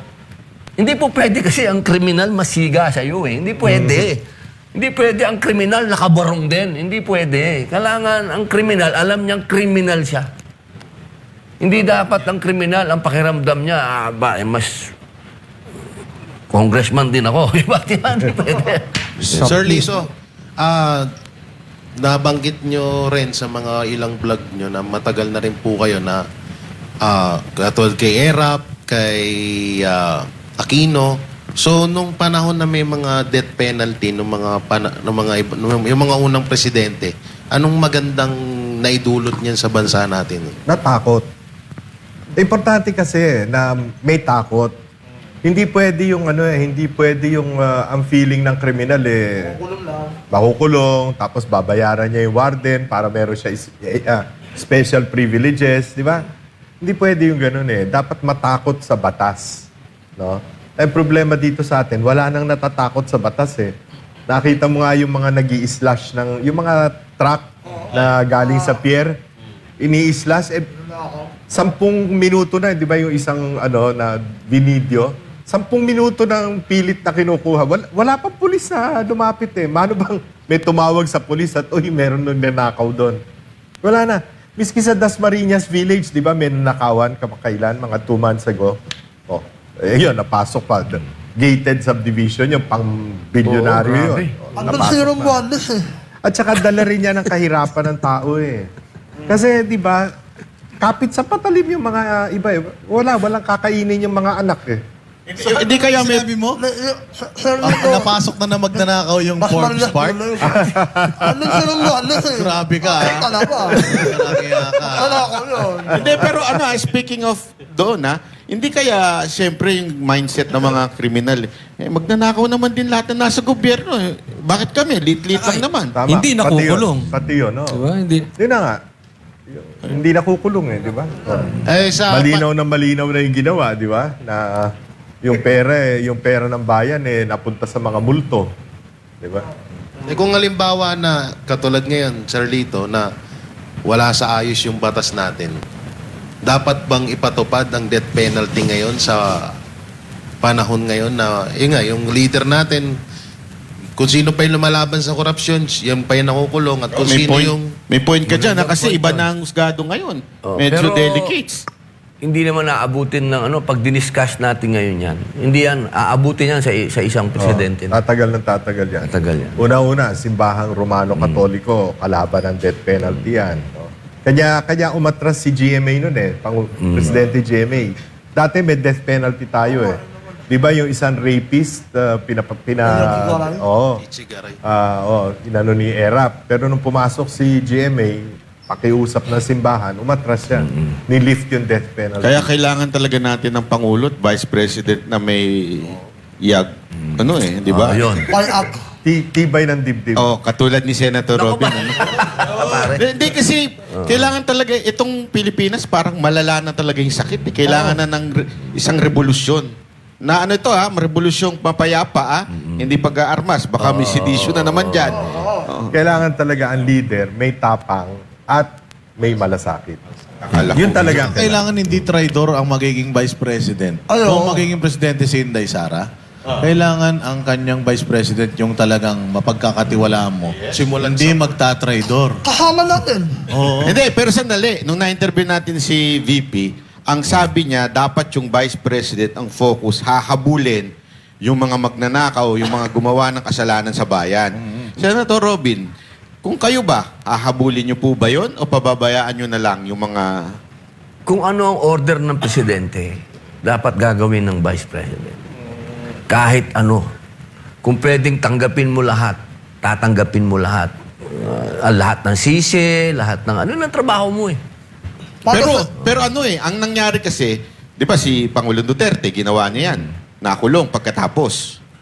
Kayo po ba? Handang makulong kahit pagkatapos ng administrasyon ni VP Sara. Hindi, siya na presidente nun Hindi, may continuity tayo. Alam nyo, ginawa na ni Presidente Erap yan na talagang siya yung PAC dati. Kung talagang yan ay mapupunta sa kamay natin. Halimbawa lang, kahit hindi naman tayo Vice President, kung halimbawa, italaga niya tayo. Di ba? Naandan na si Inday at italaga niya tayo sa anti-crime, papapilang ko yan. Papapilang ko talaga yan. Kasi ako, una, criminologist ako. Nakulong ako. Amoy pa lang ng tao, alam ko na. Tingin ko lang, alam ko na. Ito, loko-loko talaga to. Kasi napag-aralan ko yan Nakulong ako. Kapatid ko, si Kuya Romel, nakulong din yan sa maximum pa. So, ibig sabihin, yung experience namin, hindi ito nakuha sa libro. Ito'y pinagdaanan namin. Mabubusog ba ang mga isda sa Manila Bay pag sakasakaling ikaw? Formula yan, hindi ko. Ano sa Rocky? Magje-jet ski ka ba sa South China Sea? Alam mo, nung nagpunta ako dyan, naalala nyo, nagpunta ako dyan. Kaya unang-una, hindi ko nga alam ba't siya tinatawag ng senador. Siya ang unang-unang pumunta dyan. Ako unang Bago pumagal si nakipagtunggali. Tiberos. Oo, wala lang akong ganong, kasi ang kasama ko noon mangingisda. Wala lang akong ganong klaseng yaman na nakapagdala. May nagpunta doon di ba? Naka jet ski. Wala lang akong ganong yaman na nagdakapagdala ako ng jet ski. Pero ako, nakipaghabulan talaga ako sa mga China Coast Guard. Talagang may video po yan, may pelikula. Pinalabas pa po yan dito sa SMNI. Yung mapapel, ginawa na ba niya yan? Yung may paghabulan dyan? Puro sat-sat din lang yung isang yun Oo Pero sa Rocky, may pala tayo. Kasi, ayun nga, sabi naman sana, pag naging presidente siya, gusto na yan yung vice president niya. Hahabulin yung mga kriminal, yung mga nagnakaw. Okay lang ba sa'yo, habulin mo yung tropa mo, kaibigan mo? Oo, wala namang sa sitwasyon ng Pilipinas ngayon. Hindi dapat tayo kaibig-kaibigan. Pagka ganyan ang naging mentalidad natin, wala tayong, alam mo, parang dapat ang gawin natin, parang ginawa ng Mother Russia. Ginawa ni Putin. Sinabi niya dun sa mga kaibigan niya, kung hindi kayo magbabago, umalis na lang kayo. Dapat ganun. Itong mga to, iwan nyo dito lahat yung mga kayamanan yung pinagkukuha. Umalis na kayo. Paano kung ayaw nilang... Ay, wala na tayo. Nag-warning ka na. Alaputin tayo. Paano kung manlalaman? Ano? Paglalaban. Ito, Laban? Lalaban sa Linawin batas. mo kasi. Nawin mo, gulo mo kausap eh. Maglaba eh. I-text mo na lang. Manlalaman. Ayun. Lalaban. Wala tayong... Alam mo, kasi ako yung taong hindi naman ako mayabang. Na ganito yan, ganito yan. Nakikelyuhan. Hindi naman ako ganun, di ba? Pero pumapalag naman ako. Ayan. Pumapalag. Ayan ang gusto ko marinig. Hindi. Actually, ano? alam mo, inaantay nga ng mga yung magkaroon ng Richard Gomez part Uy! sa Senado eh. Best friend na natin. Best friend. Hindi, pero yung inaantay ng iba, di ba? Yung biglang lusob na lang. Pag umano na yan, ilagay na yung kamay sa ano. Ako manon na yun, ha? Lagi nga nilang sinasabi na ako daw yung mag-uumpisa ng gulo. Hindi po. Nakikita nyo naman nyo, pagka may ganun, pinapasok ko yung kamay ko dito. Ibig sabihin, disiplinado naman po ako. Wag ako sa'yo, manununtok na yan, manununtok na po. Kahit naman po nung pinagtutulak ako doon, hindi nakita nyo ba akong... Parang ang niyakap ka ron. Hindi ka ba na-violate noon, Sen? Kasi ang daming lumabas na mga noon eh. Parang iba eh. Hindi naman po. Yung kamay ba hindi naligaw? Di ba, kaibigan ko din naman po yun. Hindi, baka lang naligaw kasi yung kamay. Nagtaka nga ako nung nangyari yun eh. Nagtaka nga ako eh. Ano to? Ba't niyakap ka gano'n? Parang ano Hindi naman po. Hindi naman ako. Hindi mo sinabi, Sen, na huwag mo akong hawakan, huwag mo akong hawakan. Sinasakal din kayo? Naku po, Di ba, malupit yun. medyo nagulat din ako eh. Oo, nagulat din ako. May Sa- pag... Sen, Ayun. yung yung maiba tayo, yung sa parang babae na sa'yo na, ba't wala bang bumaril dyan? flight Ano yung, ano sabi mo? Ano kasi ako doon eh, nagulat ako. Na ganito na ba ang bansa natin na pwede kang magsalita lang ng gano'n dito. Wala bang babaril dito kay Robin Padilla? So ano lang ako kasi sunod-sunod na krimen tapos may gano'n na tao. Ang nag-react yung mga kapatid kong Muslim. Parang ang gusto nila i-boycott yung isang airline. So nag-react yung airline. Tinanggal nila yung babae yata sa trabaho. So ako naman, wala naman akong intensyon na mawala. Ang hirap-hirap na nga ng buhay sa Pilipinas. Magtatanggal ka pa ng isang batang babae na hindi lang alam ang sinasabi, na nahawaan lang ng kabaliwan, di ba? Sabi ko doon sa airline na sana ibalik na lang yung babata. Natuto na yan eh. Siguro hindi na nauulitin. So, binalik na po. Sana po. Kasi ang huli naming pag-uusap noong Monday, gagawin ng airline. Bakit tila mga babae yung mga bumabanat sa'yo, no? Parang, hindi, di ba? Kasi, si Angel, parang kulang sa aruga. Yung... Napainom na tubig si boss. Hindi naman. Patron natin. Napainom na tubig. Yung babae, parang kulang din sa pansin. Laging siya ang target, ano? Meron pa. Sino pa? Colonel Castro. Oo. Sino?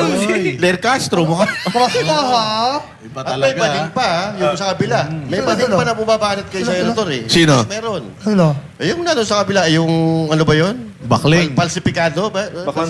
Oo. Wala yun. Yung gay. Walang... Oh. Gaydar. So mukhang talagang kursanada kayong mapansin ninyo, ano? Ang mga... Doon sa mga babae, pwede naman niyo po akong diretsahin. Wag niyo na pong daanin sa ganyan. Yan. Opo, kasi ano pa yan eh, paligoy-ligoy pa tayo. Pwede naman akong diretsahin. Saan kinetic energy o kinetic force galing? Kaya yung ano na yan. P6 na yan. ha? Oh, kasi gano'n ang nangyari sa Senado, may kinetic energy. Parang sinasabi nila. P6 yan, ano nga pang yun 26, daw, mga Duterte, may kinetic, force. Kaya Hindi, maukulit na yung mga tao. Eh yan, di naman Duterte yan, yung gustong magpabaril sa'yo. Kung dami niyan, mga baliw. Oo. Kaya pala matagal si Luis Tro. Kasi nakatitig sa'yo. Palagay ko, sir. Hindi ba naglaway? Delikado tayo dyan. Balik na tayo kay Patron. Maganda yung mga usapan kay... Sir Lito Banayo, impeachment. Yung performance ng doon sa article na betrayal of public trust, yung grave threat at saka yung inciting to sedition from day 1 hanggang sa nagtapos kahapon. Anong masasabi mo sa performance ng parehas na kampo? Yung prosecution, ang target nila, kumbinsihin ng tao na masamang tao si Inday Sara. Yung depensa, cool eh. Depensa, defending based on legal precepts. No? Ang problema, hindi naman, ako tingin ko, syempre hindi makakapagsalita si Sen. Robin, but ang tingin ko yung mga senador, hindi lamang yung minoriya ngayon na may simpatya. Doon sa article na yon kay Vice President Inday Sara, merong mga nasa mayoriya na nabuisit doon sa testimony nung dalawang, yung si Lotok at sino yun? Yung mas ninauna, lalo na nung kay Matibag. Kasi halatang nagdo-drawing eh. Nangbobola eh. Diba? Nag-iimbestiga ka ng napakataas na opisyal, pagkatapos mali-mali yung affidavit mo, mali ang pecha. Hindi mangyayari yun eh. You have to be very thorough. Hindi pwede yung pawardi-wardi ang imbestiga. NBI ka eh. Kung pulis patola ka, baka maniwala pa ako. NBI ka, di ba? Kaya ako, tingin ko dyan sa article na yan, hindi lamang yung minority. May mga siguro 4 o 5 doon sa majority na hindi boboto dyan sa... Pero sabi nila kasi lagi nila sinasabi, pasabog.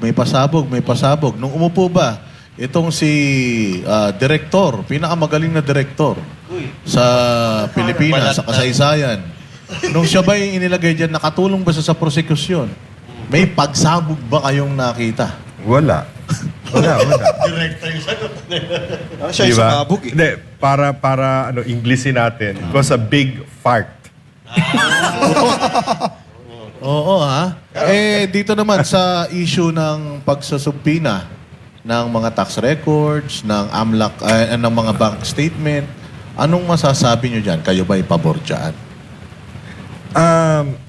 Hindi ako abogado no, para dyan, no. Pero ang tingin ko, meron namang kulatilya yung decision ni Senator Chis Escudero, yung presiding justice, na sinabi na gagamitin lang benchmark yung from 2007 to 2022. Pero ang talagang pwede lamang gamitin doon sa articles of impeachment ay yung 2022 to 2020, hanggang ngayon, 2025 or 2026. Benchmark lang yung kasi hindi pa siya impeachable official nung panahon na yun eh. Merong ganong kulatilya si Chis. Kaya lang yung tendency na baka maabuso eh. Kasi katulad nung laging sinasabi ni Senator Cayetano, nung babaeng Cayetano, sabi niya, kung ano yung nasabi na at narinig na, hindi mo na pwedeng ma-unhear yun. Oo, At kasi yung nga- mga na ilabas na rito, hindi mo na pwedeng alisin yun dahil nailabas mo na kahit mali eh. Kasi diyan lumabas yung kay Matubato ba yun? O Las Cañas, Las yung Cañas, statement ni Las Cañas So, nailabas, pero hindi naman pala dapat ginamit dahil una sa lahat, di naman notaryado, di naman kasama dun sa kaso, pero nailabas na. At hindi mo na mababawi yun. Baka ganyan din ang mangyari dyan, maabuso yung... Hindi, yun nga. Ginagawa nila kasing demolition job ito kontra kay Inday Sara eh. Maaring yung mga senador, yung senator jurors, hindi nila makukumbinse. Pero yung taong bayan, baka mabola nila, maloko nila. Ganun ang laro.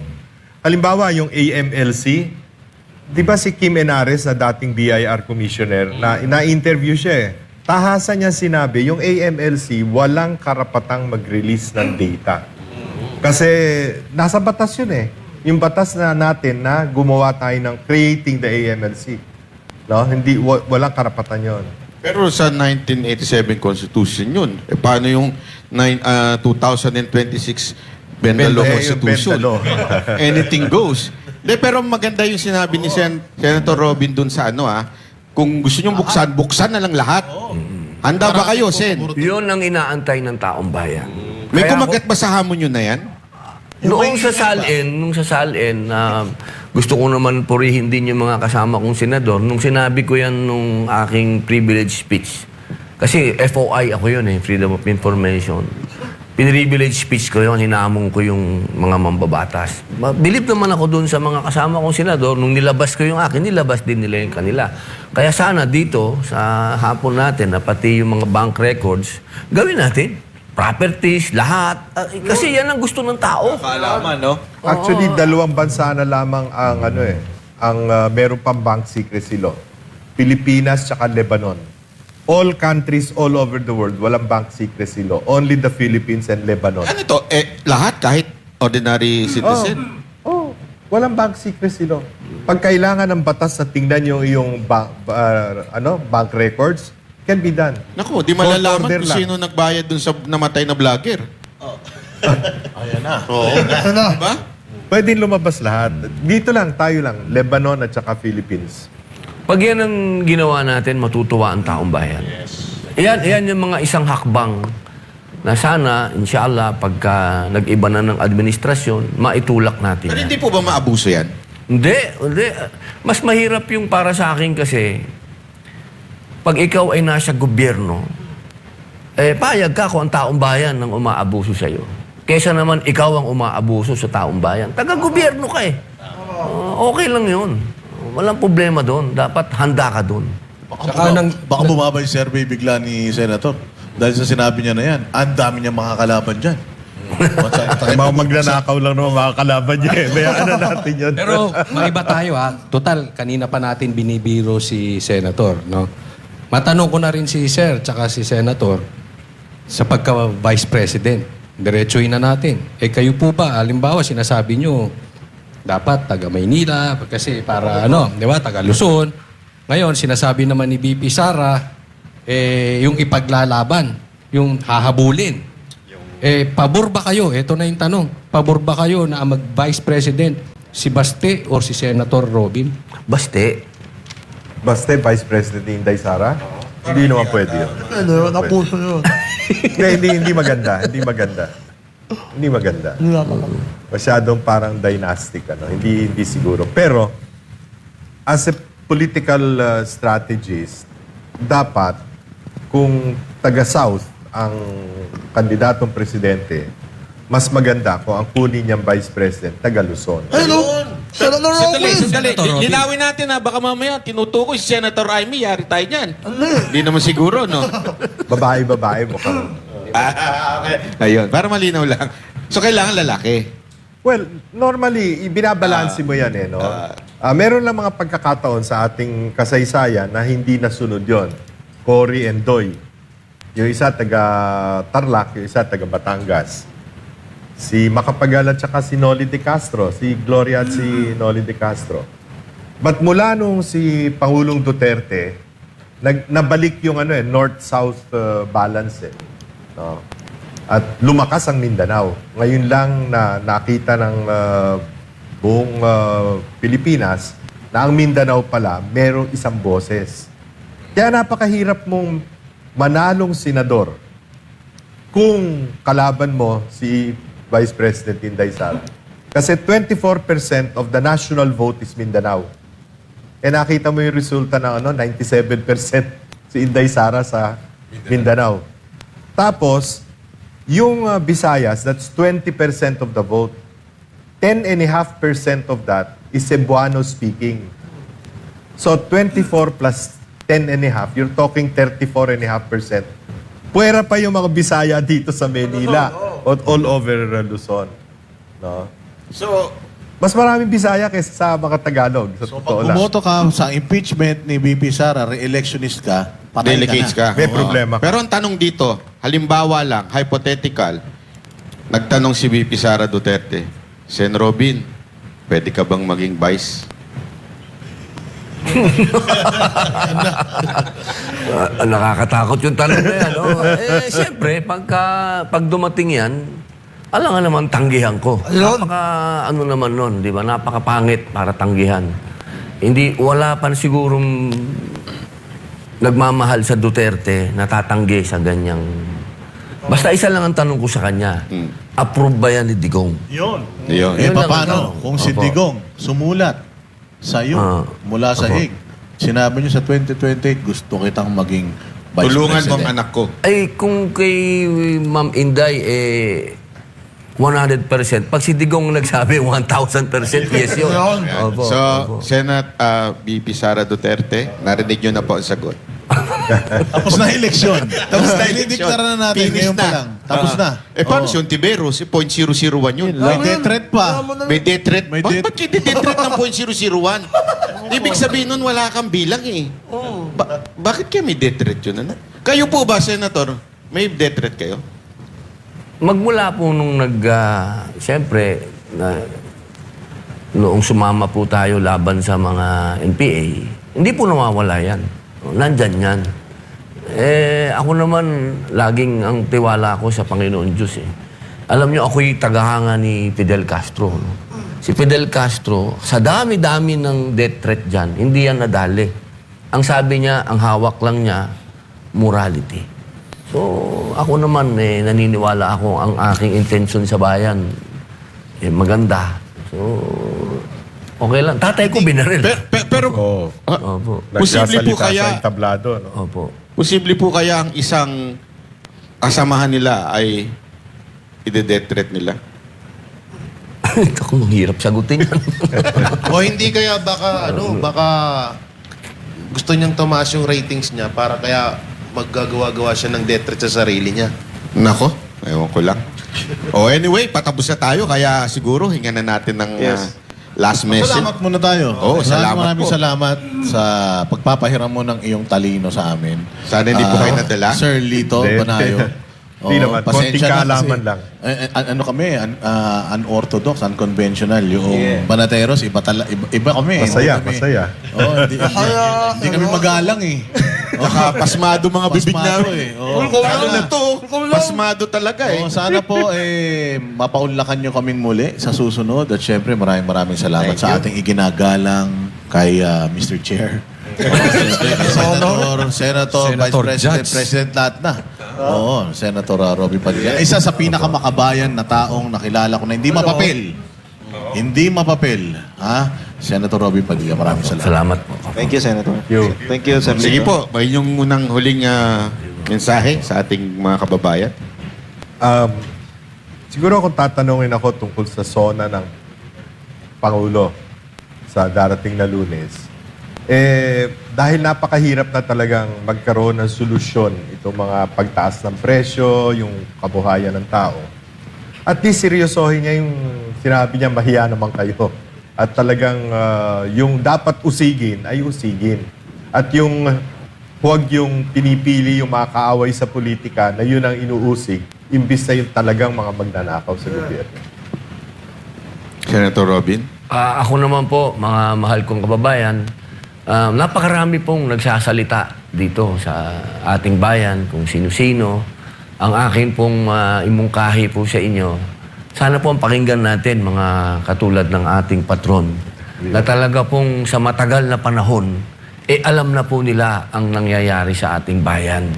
Doon po tayo makinig. Sa kanila po tayo kumuha ng may matututunan po tayo. katulad po ng Banateros, nandito, marinig po natin yung malayang pagpapahayag. At sana po dumating ang panahon na muli tayong makabalik doon sa tayo po malaya ding makakalakad na sa mga kalsada na wala po tayong iniisip na tayo'y baka hindi na umabot kinabukasan. Yun lamang po, maraming salamat. Maraming salamat ha. Ayan, at dito nagtatapos ang episode ngayong araw ng Vox Populi, ang programang Daluyan ng Tunay na Boses ng Bayan. Sige po. Hoy! Ulitin natin yan. Wala yung mic. Ulitin natin. Oo. May mensahe ha. May mensahe. May mensahe. May huling mensahe si naputol na ba Senator yun? Robin. Di ba? Sige lang po. Diretso. Pastor, I love you, Pastor. Wala pong makakasira sa ating pagiging magkaibigan. Yun. Again, abangan ang susunod na episode sa susunod na linggo, alas 6 hanggang alas 8 ng gabi, dito lang sa SMNI Vox Populi, ang boses ng bayan.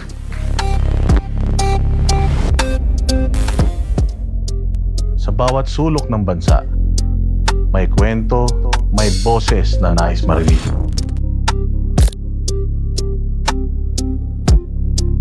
Ito ang programang nagbibigay daan sa mga tinig na madalas ay hindi naririnig.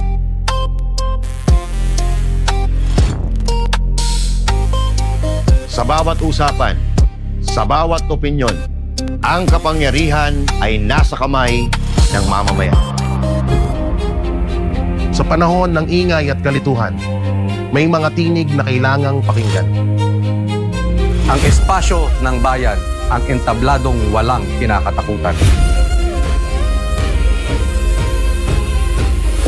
Vox Populi, ang boses ng bayan.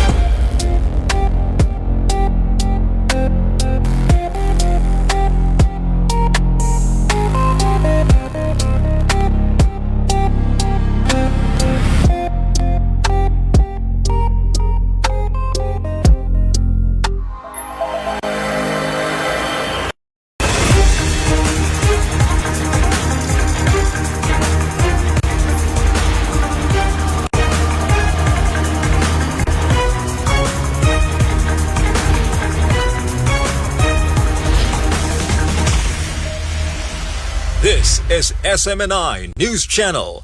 Truth that matters.